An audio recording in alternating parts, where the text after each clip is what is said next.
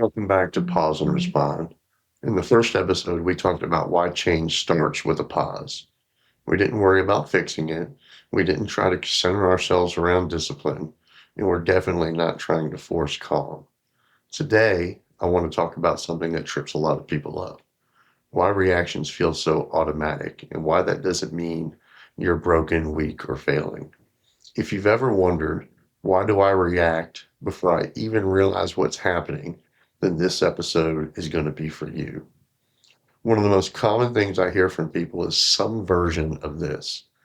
I don't even have time to pause. It just happens. I react before I can stop myself. And usually, when people say that, there's frustration underneath it. Sometimes that frustration turns to embarrassment. And for others, it goes all the way to shame because you've been told, directly or not, that if you just tried harder, stayed calmer, reacted less, things would somehow magically be different.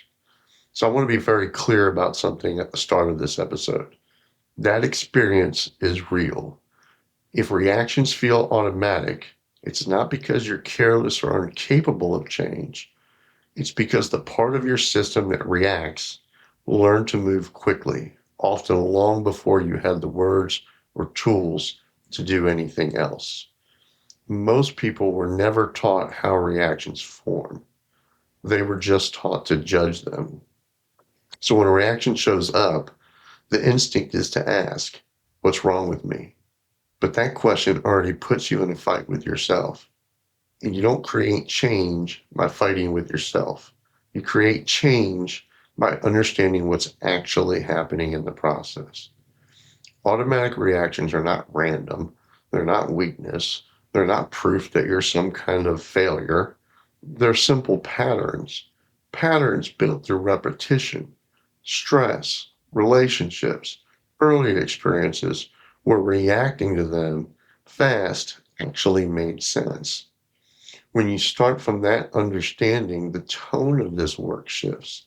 Instead of trying to overpower your reactions, you begin to get curious about them. Instead of forcing control, you start creating space.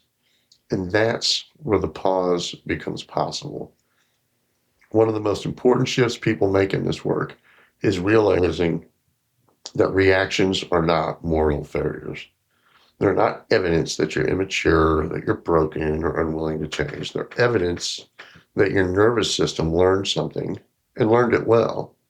Long before we have language for emotions, we learn patterns. We learn what gets us through conflict. We learn what keeps us safe. We learn what avoids pain, rejection, chaos. Those lessons don't live in logic. They live in the body. That's why reactions feel instant. When your nervous system senses something familiar, a tone, a look, a comment, it doesn't stop to evaluate the situation as actually dangerous. It asks a very simple question. Have I seen this before? If the answer is yes, it responds the same way it always has. Anger may have once created distance or control. Shutdown may even have once reduced conflict. Defensiveness may have once protected against those feelings of shame. People pleasing may have at once kept the peace. At some point, those responses worked. That matters. Your reaction didn't come out of nowhere. It came out of experience. The problem isn't that your nervous system learned fast responses. The problem is that it hasn't been updated for new situations. And nervous systems don't update through shame, force, or overthinking. They update through slowing down enough to actually learn something new. One of the most frustrating parts of this work is realizing that awareness doesn't show up when you want it to. You don't notice the reaction before it happens. You notice it after. You say the thing, you raise your voice, you shut down, you send the message you immediately wish you could take back. And then, and only then, awareness arrives. That moment often comes with a second wave, marked by embarrassment, guilt, shame, or self criticism. People begin to tell themselves, I should know better. Why didn't I catch that? What's wrong with me? But awareness feeling late isn't failure. It's actually how awareness develops. Reactions happen in the body before the thinking brain is fully online. They're fast, protective, and automatic. Awareness is slower. It requires enough regulation to observe what just happened. So at first, awareness shows up after the reaction because that's the earliest point where observation is possible. Before awareness, there was only reaction.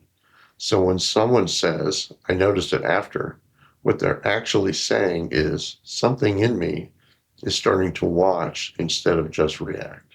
That is what matters. Awareness is a skill, not a switch. It develops in stages. First after the reaction, then during the reaction, and eventually before the reaction. But you don't get to before without spending time in the after. Trying to force awareness early often backfires. It creates tension and hypervigilance instead of regulation. Awareness grows through repetition, not pressure. Each time awareness shows up, even late, it teaches the nervous system this can be noticed. Over time, noticing moves closer to the moment of reaction, not because you're trying harder, but because your system feels safe enough to actually slow down. Before we move into what this looks like in real life, I want to pause here because the question most people ask themselves after reacting is, why am I like this? That question makes sense, but it usually leads to shame or frustration. So instead, I want to offer a different question. What is this reaction trying to protect me from? That question changes the tone. It treats the reaction as information instead of a flaw. Anger often protects us against feelings of powerlessness or feelings of being dismissed. Shutdown often protects us against feeling overwhelmed or feeling that we're stuck in conflict. Defensiveness often protects us against shame, and people pleasing often protects us against the fear of rejection. Understanding this doesn't excuse harmful behaviors. It makes responsibility possible because control without understanding is fragile. Understanding creates stability, and stability is what allows the pause to emerge, not by force, but because your system finally feels safe enough to be seen. For this week, I don't want you to try stopping reactions. I don't want you correcting yourself or replaying conversations trying to fix them. I want you to map what's already happening. When a reaction happens, even if it's already over, slow it down afterward. Ask yourself, what was the trigger? Not the whole situation, just the moment where something inside of you shifted. Then notice what your body did first, before the words, before the thoughts. Did your jaw tighten? Did your chest heat up? Did your breathing change? Then ask what emotion was underneath the reaction. Anger often sits on top of hurt, fear, and shame. Shutdown often sits on top of being overwhelmed or fear of conflict. Defensiveness often sits on top of fear of being wrong or exposed. You don't need perfect answers. You're not diagnosing yourself or coming up with some kind of label. You're simply learning patterns.